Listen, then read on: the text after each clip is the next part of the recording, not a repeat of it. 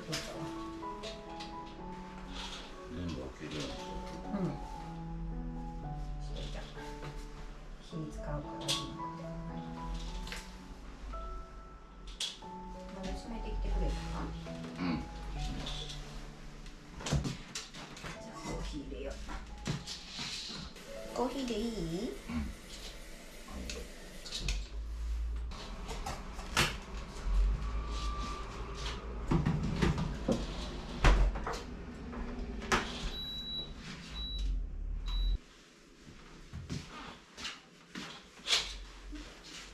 気持ちよくなったね。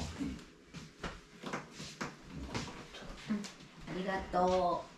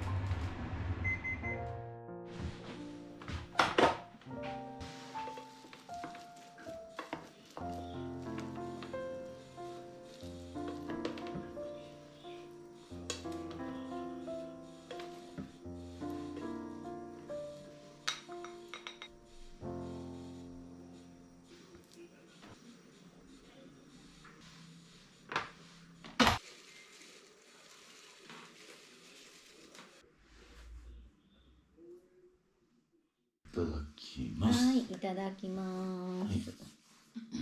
今日はさつまいもご飯にしました。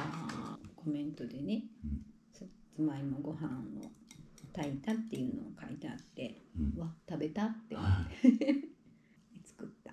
そうなんや。で、私のこれもやし、お肉入ってないけど、もやしに豚肉にチーズ。美味しいね。甘くて、お芋さん。美味しい。あ、これ今日やってた。ゆで卵のやつの。これはゆで卵。お味噌汁にもさつまいも残ったから入れた。入ってるな。かぼちゃも。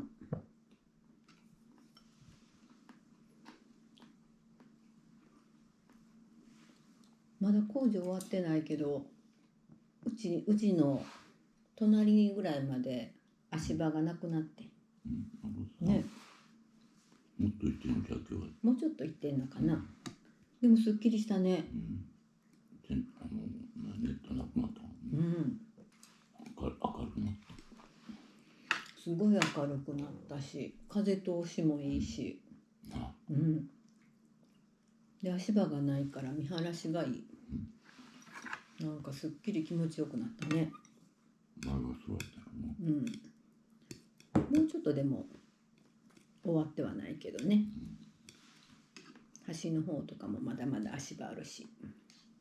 もうだいぶ公園の紅葉がもうちょっとしたら終わるのかな。まだ赤かったけど、ちょっとオレンジっぽくなってもう枯れ葉っていうかね。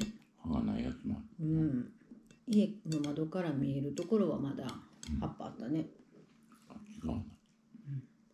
落ちてんな。うん、目の前は大丈夫。目の前はまだ大丈夫。散歩行くところはもう葉っぱいっぱい落ちちゃってるけどね、枯れ葉だらけやった。ネットと足場がないだけですごく気持ちがはっきり。おいしい。ありがとう。なんか珍しいね、そんなに美味しい美味しいっていうの。言わな怖いな。